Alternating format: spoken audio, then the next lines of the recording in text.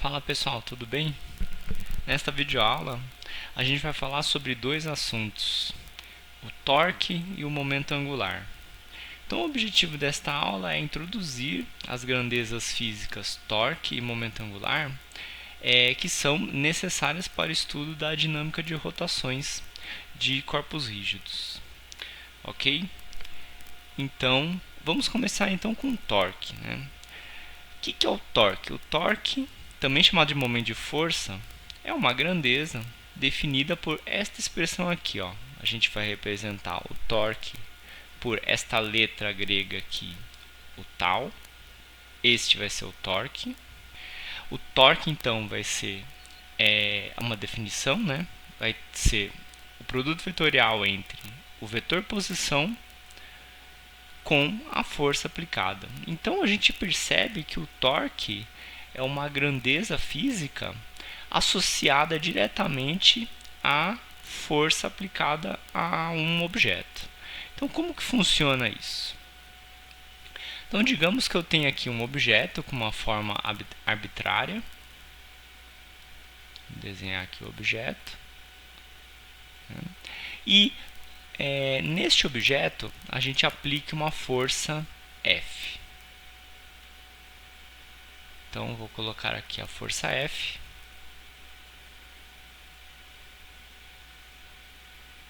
Bem aqui.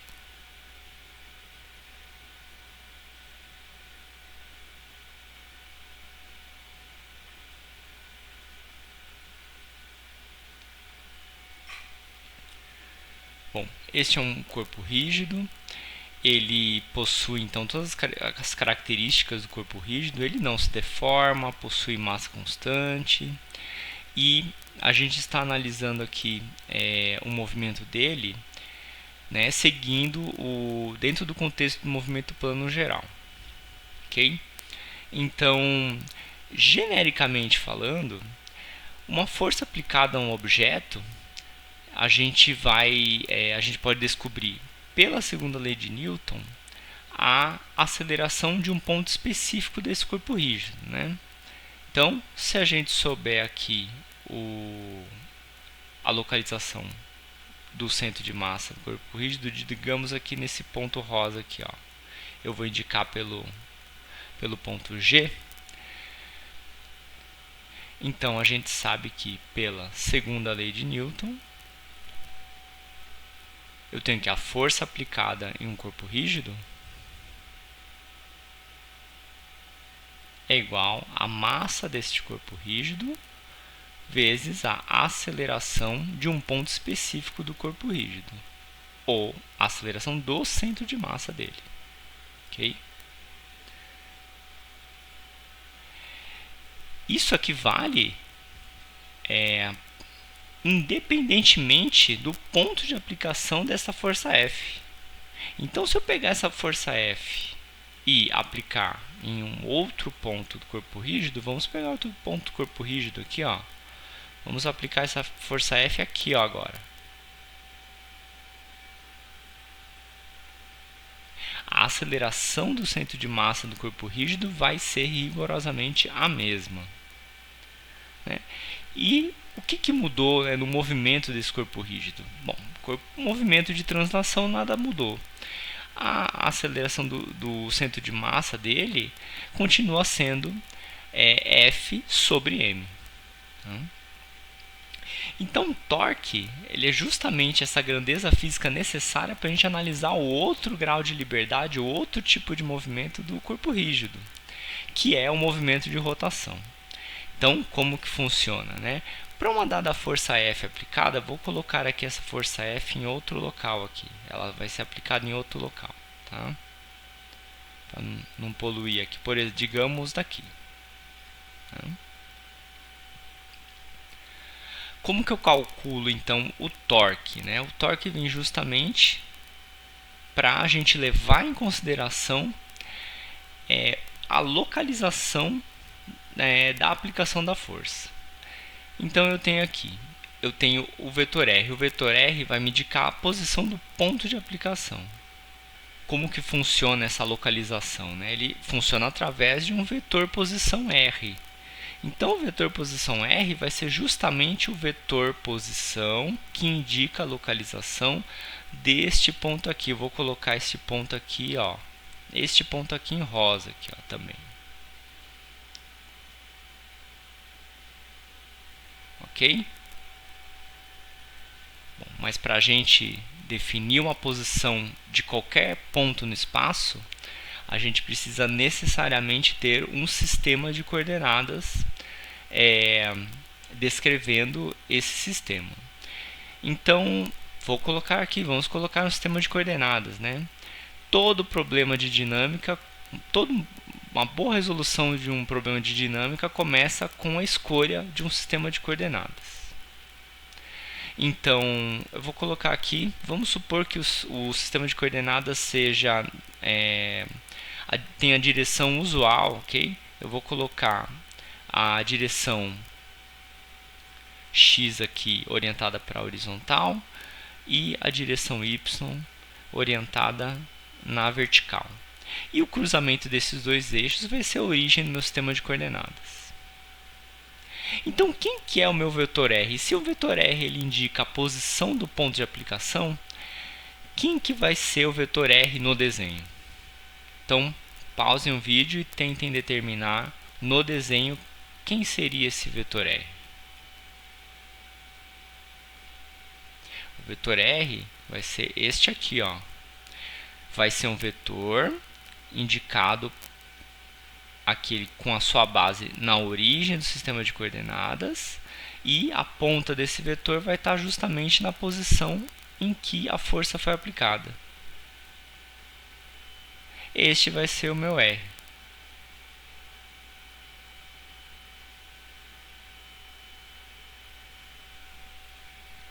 Então, a gente vai realizar uma operação do produto vetorial entre dois vetores.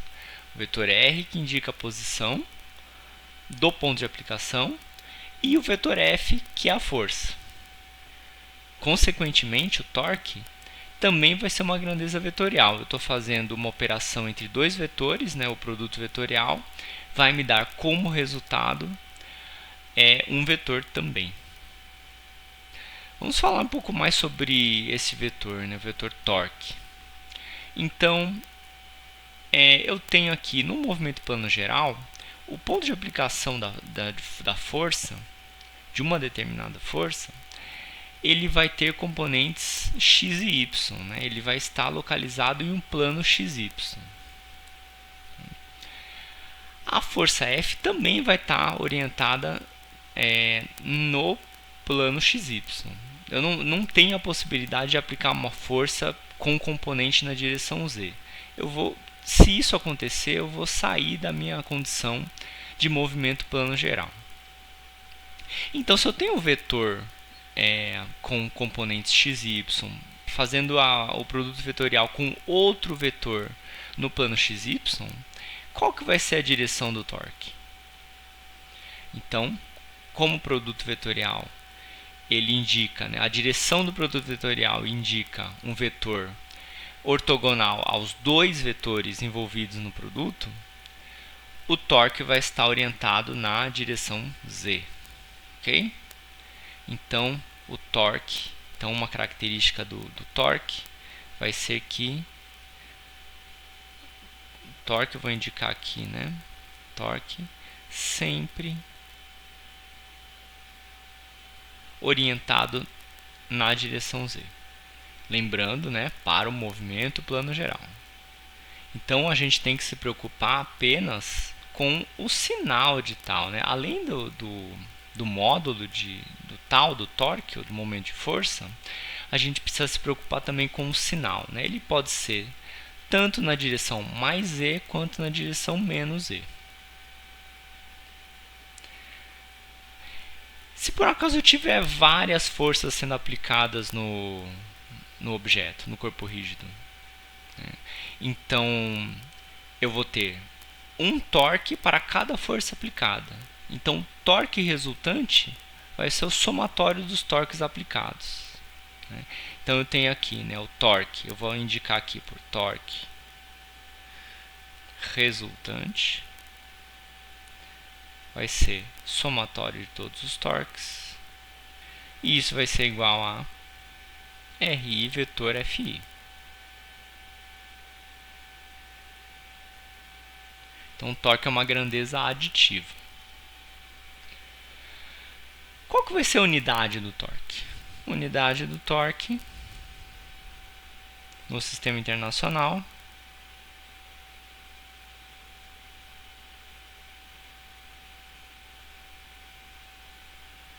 vai ser Newton vezes metro, né? Tenho aqui força é escrito em Newton, a unidade é Newton, e o R, a unidade é metro. Então vamos fazer um exemplo para a gente ter uma noção melhor do que a gente está calculando, ok? O exemplo vai ser de uma placa, ok? Vamos desenhar uma placa aqui. Okay? E esta placa aqui eu vou aplicar uma força. Vamos colocar aqui nesta direção aqui, ó.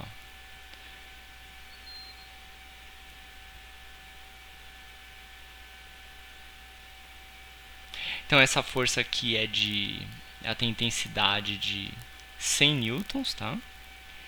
E ela faz um ângulo de 15 graus com a direção horizontal. Então eu pergunto, né, a pergunta do enunciado é a seguinte, né? Calcule o torque utilizando como origem o centro de massa da placa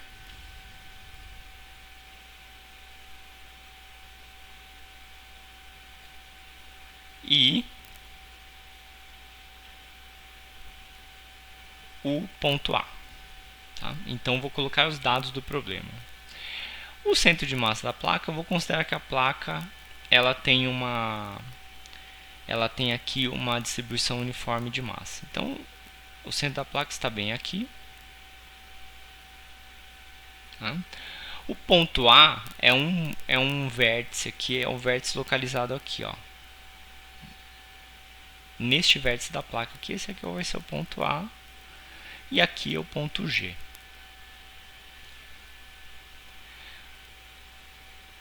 Esta força aqui, vamos simplificar um pouco aqui esse exemplo. Essa força está agindo na direção do centro aqui da placa, ok? A placa possui dimensões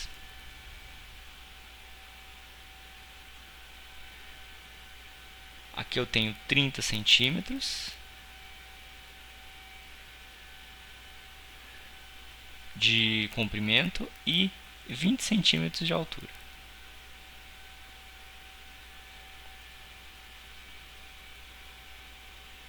Ok, então primeiro eu vou calcular o torque dessa força de 100 newtons, utilizando como origem do sistema de coordenadas o ponto G. Então eu vou indicar por tal G é igual o vetor posição, que indica o ponto de aplicação da força. Aqui no caso, o vetor posição vai ser, se eu coloco a origem do sistema de coordenadas aqui em G, ele vai ter uma componente horizontal, ok? Então vai ser este vetor aqui. Vamos colocar aqui o vetor posição.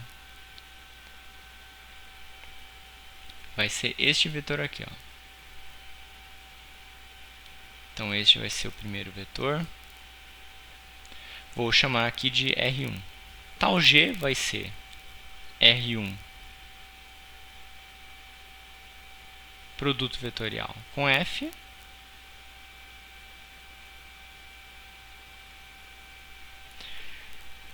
Então R1 vai ter apenas componente horizontal. A componente horizontal deste vetor vai ser menos 0,15, certo? Na direção I. E na direção J eu não tenho componente. Produto vetorial com o módulo da força, que vai ser 100, que multiplica. Aqui a força ela tem duas componentes, né? Se eu definindo, né, o eixo x horizontal e eixo y vertical, né? Então eu tenho a componente x vai ser cosseno 15 na direção y menos seno 15 na direção j. Ok? Então estou decompondo a força aqui nessas duas componentes cartesianas, né? O ângulo é 15 e eu tenho um módulo da força igual a 100 newtons. Então tem essas componentes aqui. A força está indo no sentido da direita, então x positivo, para baixo y negativo. Fazendo esse produto vetorial, eu tenho então tal g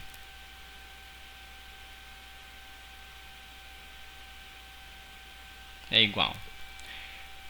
Até aqui eu tenho menos 0,15 i vetor i. Esse produto vetorial dá zero. I vetor j dá mais k. O menos com menos dá mais. Eu tenho 0,15 vezes 100 dá 15, seno 15.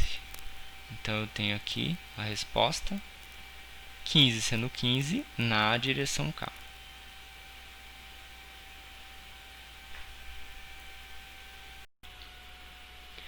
E como fica o torque calculado em relação, né, ao ponto A, ou seja, colocando a origem do sistema de coordenadas no ponto A?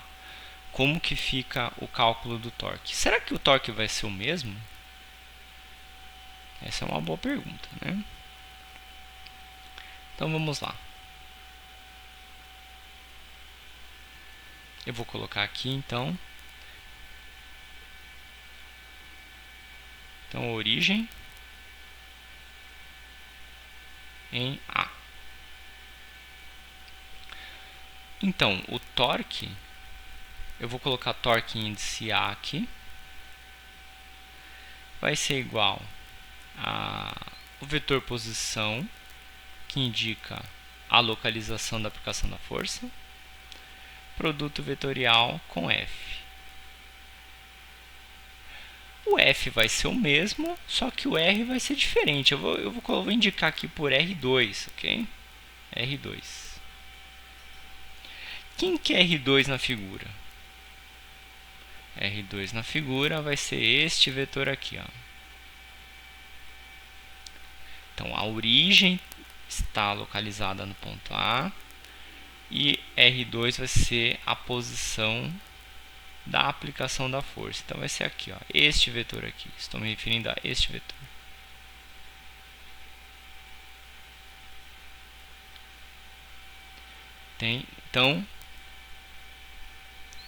Então este é R2.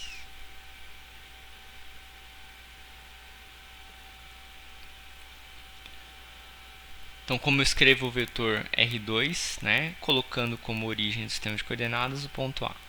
Então, novamente, os eixos coordenados x para a horizontal e y na vertical, né, padrão.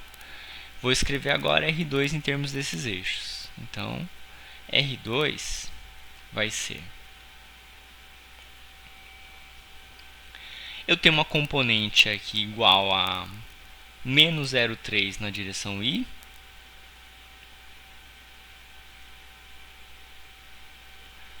E uma componente mais 0,1 na direção j. Ok? Produto vetorial com 100, que multiplica. Aí o F é o mesmo, né? Então, como fica esse produto vetorial?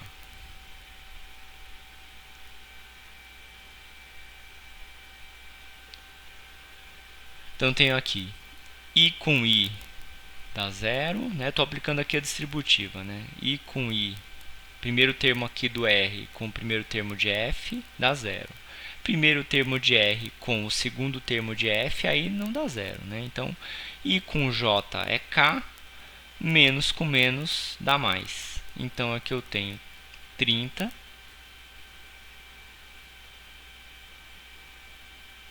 seno de 15 na direção K.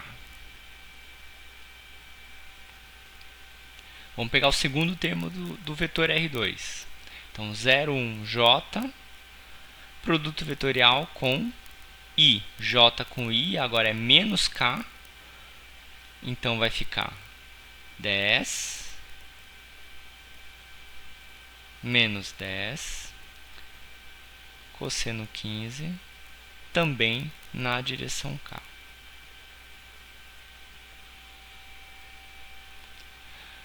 Segundo termo do R2 e o segundo termo de F dá zero, né? J com J dá zero. Então, já tem o resultado aqui.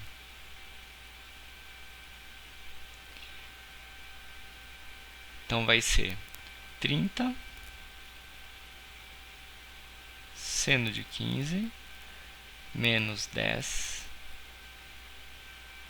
cosseno de 15. Tudo na direção K. Isso vai me dar menos 1,89 na direção K.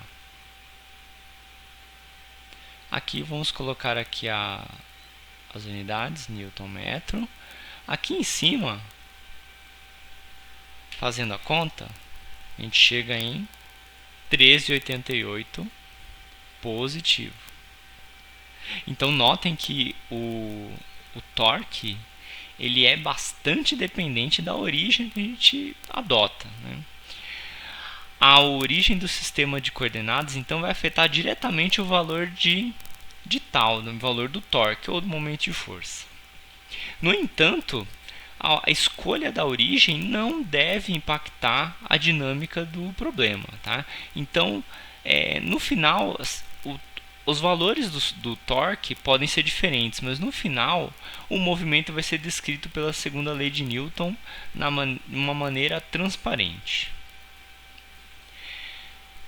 Para ajudar vocês aí a calcular o torque, né, uma dica importante é a seguinte, né? Se vocês mudarem a orientação do sistema de coordenadas, o torque fica com o mesmo valor. Tá? O valor do torque não é alterado se você mudar a orientação dos eixos coordenados. Então, se eu fizer aqui, vamos pegar um eixo maluco aqui, digamos que a origem seja o ponto A ainda, né? Eu pego um eixo maluco aqui, inclinado, digamos este eixo aqui, ó, esse sistema de coordenadas aqui, ó. O x está para cá e o y está para cá. Eu vou obter o mesmo valor de tal A. O torque em relação à origem vai ser o mesmo. Então, o torque é invariante por uma rotação nos eixos coordenados. Agora vamos falar sobre o momento angular no movimento plano geral, né? Então, estou me referindo aqui ao momento angular de um corpo rígido, nosso objeto de estudo, no contexto do movimento plano geral. Então, o momento angular a gente representa usualmente pela letra L maiúscula aqui, ó. Então, este aqui é o momento angular. Então, como a gente calcula o momento angular? Então, o momento angular é igual a RG vetor PG. RG ele indica a posição do centro de massa do objeto. PG é o momento linear do corpo rígido. IG é o momento de inércia calculado em relação ao eixo de rotação e passando pelo centro de massa. E finalmente, ômega é a velocidade angular do objeto. Então vamos começar aqui com o momento linear, né? Como é que a gente calcula o momento linear do corpo rígido? Isso é muito simples, né? Então eu tenho, para uma partícula, eu tenho que o momento linear, representado por P, é igual a massa da partícula vezes a velocidade. Para um corpo rígido e também para um sistema de partículas, a gente vai manter aqui o contexto aqui, momento linear calculado para o corpo rígido. O momento linear desse corpo rígido é indicado por Pg, ok? Que vai ser igual à massa do corpo rígido vezes a velocidade de um ponto específico do corpo rígido, vezes a velocidade do centro de massa do corpo rígido. A gente sabe que no movimento plano geral, o corpo rígido, os pontos de um corpo rígido estão com movimentos aí, pode ser bastante complexo, tá? Mas o momento linear ele é calculado a partir da velocidade de um único ponto, tá? Um ponto específico do corpo rígido, a saber, o centro de massa. Então é assim que calcula o momento linear de um corpo rígido. Você pega a massa do corpo rígido e multiplica pela velocidade do centro de massa. O que é o RG? O RG eu vou colocar aqui, funciona mais ou menos como o torque, né? O RG é a localização do centro de massa, né? E quando a gente fala em localização, necessariamente nós devemos estabelecer um sistema de coordenadas. Então vamos pegar aqui novamente um objeto com formato arbitrário. Aqui, por exemplo. Se esse corpo rígido tem um centro de massa aqui neste ponto, como é que eu defino a posição do centro de massa? Eu preciso primeiro estabelecer um sistema de coordenadas, né? Não existe posição no espaço sem um sistema de coordenadas associado. Não existe isso. Se alguém te disser que existe, está mentindo. Então eu tenho aqui, vamos estabelecer aqui um sistema de coordenadas. Aqui, os eixos coordenados. Vou estabelecer aqui, ó. O eixo X está aqui e o eixo Y está aqui. Ok? Então, quem que é o meu RG? O RG é um vetor com a base na origem do sistema de coordenadas e a sua ponta indicando a posição do centro de massa. Este é o meu RG. Este é o vetor RG.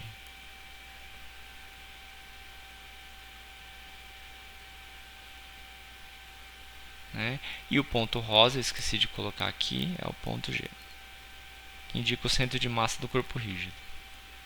Então, o primeiro termo do momento angular, este produto vetorial aqui, RGPG, vai ser um produto vetorial entre dois vetores no plano XY, né? RG está no plano XY e PG também está no plano XY. O movimento de translação ocorre apenas no plano XY. Isso falando de movimento plano geral. Muita atenção aí. Então, se ambos os vetores aqui deste produto vetorial estão na direção, são decompostos no plano XY, o momento angular vai estar na direção K. E quanto ao segundo termo do momento angular? O segundo termo ele possui aqui um momento de inércia, que é um escalar, e o vetor, velocidade angular, que a gente já viu no movimento plano geral, está sempre apontado na direção K. Pode ser mais K ou menos K, mas sempre na direção K. Então está coerente, né? O momento angular aqui vai estar apontado de fato na direção K. Então vou colocar aqui, né? L sempre na direção K. Vou colocar entre parênteses aqui para vocês não esquecerem, né? Ou menos K. Né? Vamos falar um pouco aqui do segundo termo, né? A velocidade angular, vocês já estão familiarizados com ela.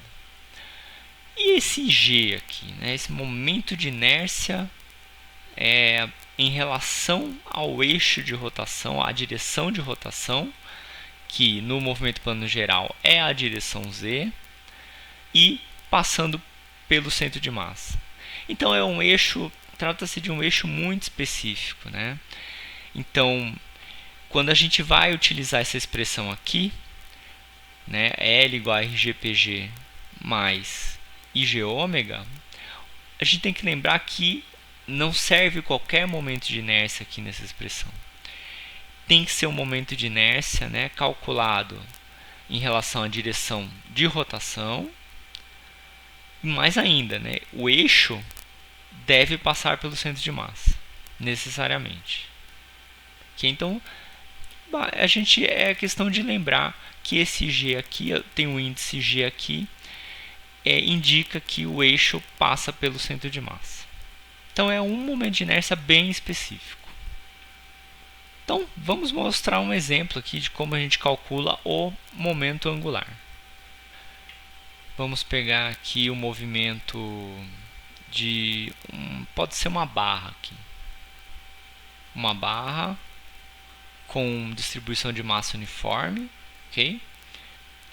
Essa barra possui massa igual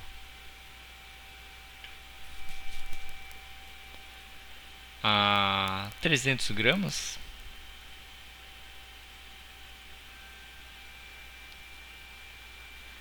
Possui comprimento. Eu vou colocar agora comprimento aqui, comprimento A, ok?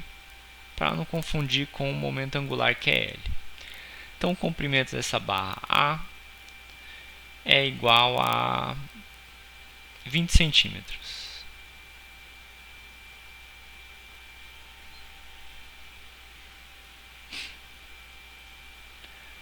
A velocidade do centro de massa dessa barra é conhecida. Então, eu tenho que VG. Ela é escrita em termos das coordenadas cartesianas aqui. Ela está indo com velocidade de 5 metros por segundo para a direita na direção x apenas. Então, ela tem 5 metros por segundo na direção horizontal.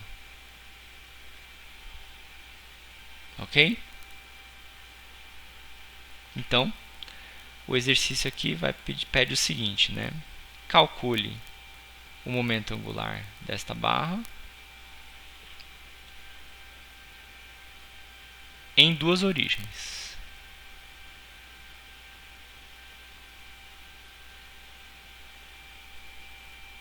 Origem G e origem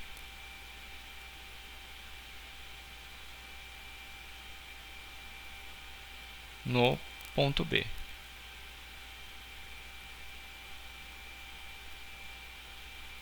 Ok?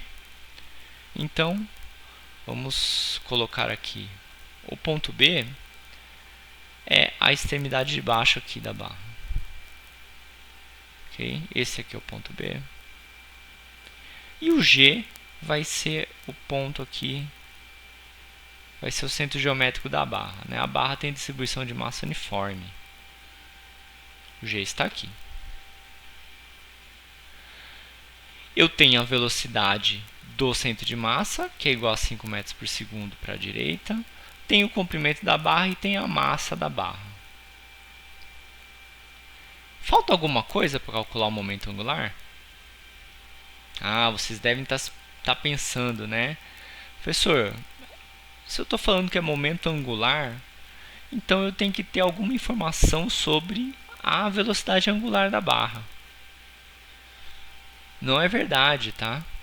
O momento angular, por definição, ele possui duas componentes aqui, ó. São duas partes. Vamos voltar aqui, ó. O momento angular aqui é dado por essa expressão toda, né? Então, o momento angular ele possui uma parte, que a gente pode chamar essa parte aqui da parte translacional do momento angular, que vai depender da escolha da origem do sistema de coordenadas. Ele também possui uma parte devido à rotação do objeto.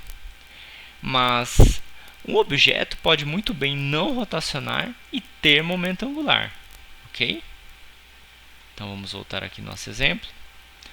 Essa barra aqui, nesse exemplo aqui, ela não gira, tá? Ela está transladando e ela não está rotacionando. Então, vamos calcular aqui o momento angular, colocando como origem o ponto G. Então, aqui fica, tomando como origem o ponto G, então vou apagar aqui, origem em G, a gente tem o seguinte, momento angular é igual a RG, ou seja, a posição do centro de massa em respeito à origem do sistema de coordenadas. Se eu coloco a origem do sistema de coordenadas no próprio ponto G, esse vetor RG é um vetor nulo. Ok? Então, aqui eu tenho o vetor nulo, produto vetorial com PG, que é o momento linear do objeto. O momento linear é igual a massa do objeto vezes a velocidade do centro de massa, vezes 5, na direção I. E eu nem precisava ter escrito esse PG aqui. Isso aqui dá 0. Ou seja, se eu calcular o momento angular desta barra aqui, tomando como origem o próprio centro de massa, eu tenho um momento angular 0. Tá? Vamos mudar a origem. Eu vou colocar a origem no ponto B agora. Então, no ponto B, então eu vou chamar aqui... Não, esse L é o L aí. O L no ponto B eu vou chamar de L índice B. Correto? Então, eu tenho a posição do centro de massa em respeito à origem em B. Então, vamos colocar aqui, ó, sistema de referência bonitinho aqui, para vocês não ficarem perdidos, né? Então, eu tenho aqui o sistema de referência, eixo Y aqui, o eixo X ortogonal ao eixo Y. Ok? Quem que é o meu vetor RG nesse sistema de coordenadas aqui? O vetor RG é muito simples, né? A base está localizada na origem, a ponta do vetor posição está no ponto que eu quero obter, né? A posição que eu quero obter. Então, o RG, eu vou colocar com outra cor aqui, vou colocar com amarelo aqui. Vai ser este vetor aqui, ó. Coloquei um pouquinho deslocado para não poluir muito o desenho.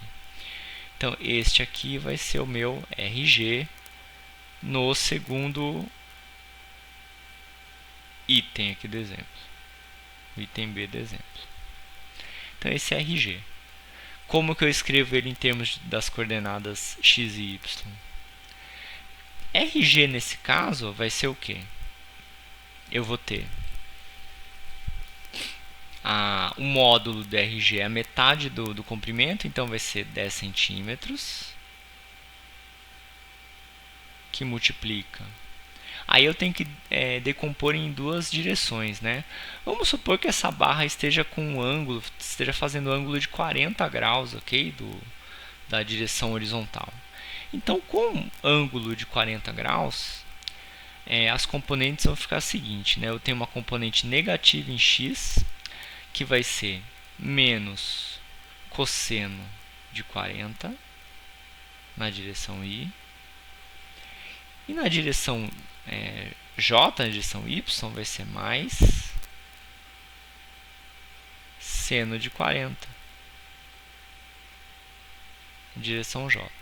Deixa eu escrever aqui, eu vou colocar aqui o ângulo aqui, ó. 40 graus aqui. Então é o RG produto vetorial com PG, que já está escrito aqui, né? PG vale 0,3 vezes, que é a massa do objeto, vezes a velocidade do centro de massa, que é 5 na direção I. Fazendo a conta, a gente chega que L calculado em uma origem localizada no ponto B, na extremidade inferior da barra, é igual a... Então aqui eu tenho 0,1, né, vezes menos cosseno de 40 I vetor I. Esse termo dá zero. Aqui o segundo termo aqui, J vetor I dá menos K. Então vai ficar menos 0,1 vezes seno de 40 vezes 0,3 vezes 5. Tudo isso na direção K, né? Já tem um menos aqui fora, então direção K. O sentido é menos K, né? Isso vai dar igual a menos 0,096 na direção K. E a unidade? A unidade SI é quilogramas, quilograma, metro quadrado por segundo. Isso aqui é momento linear vezes a distância, né? Quilograma, metro quadrado por segundo. Então notem que, assim como o torque, o momento angular ele modifica o seu valor dependendo da origem do sistema de coordenadas. Isso é normal, tá? Não quer dizer que o movimento vai ser diferente se eu adotar outro sistema de coordenadas, né? Na mecânica clássica, a adoção de sistema de coordenadas não vai afetar o movimento do objeto, né? E se afetar, a teoria não está bem fechada, né? Não existe teoria que dependa de um sistema de coordenadas específico, ok? Se eu tivesse aqui, por exemplo, uma velocidade angular aí nessa barra, né? Como que seria? Como que ficaria o momento angular, né? Então, faça um exercício aí em casa, exercício extra aqui, né? Exercício extra. Então, calcule L